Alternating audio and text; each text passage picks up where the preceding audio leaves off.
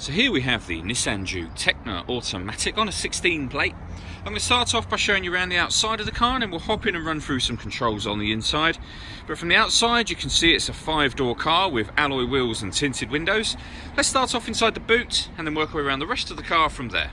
So as we approach the boot, you'll see we have plenty of boot space, along with that 60/40 split folding rear seat. And then this tray section will lift, and if you wish to, completely remove from the car, giving you even more space. Okay, so we're just going to work our way back round to the front of the car now, and then we'll hop in and run through some controls on the inside. Now that we've done a full circle of it, you can see it's in lovely condition the whole way round. Just briefly before I climb in, I think it's well worth seeing the interior from this exterior point of view. You get full leather seats, as you can see.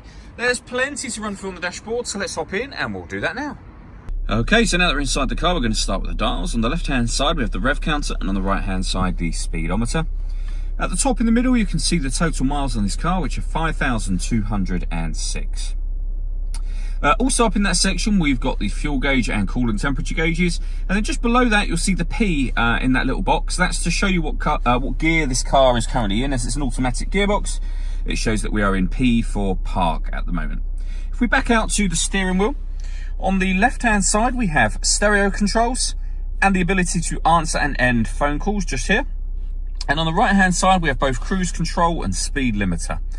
Over in the centre is where the main radio screen is for the car. So you can see, first of all, that we have DAB digital radio. If I press this button, you'll see we've also got FM and AM as well.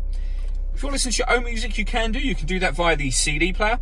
We have auxiliary and USB inputs, both available on top of that.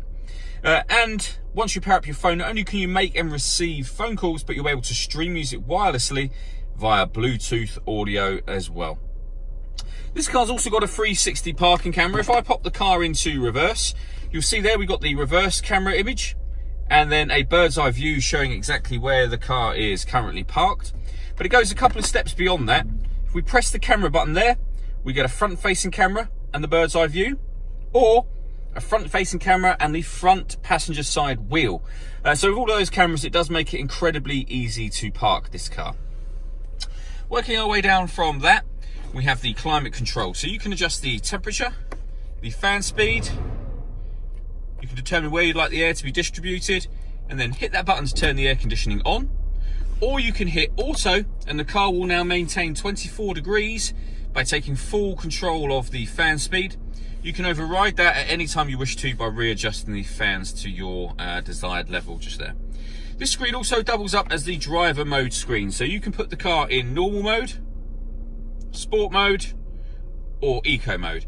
Whatever mode you're putting it in, you're changing the engine, the gearbox, the steering, and the climate control. Below that section, we have the auxiliary and USB inputs that I mentioned previously, a 12-volt charging socket underneath this cap, the fully automatic gearbox, and then underneath the armrest in the centre, we have heated driver and passenger seats. All that leaves me to say is thank you for taking the time to watch this video. If you'd like to come and see the car in person and have a test drive, please feel free to call any of our MJA sites. We'd love to hear from you soon.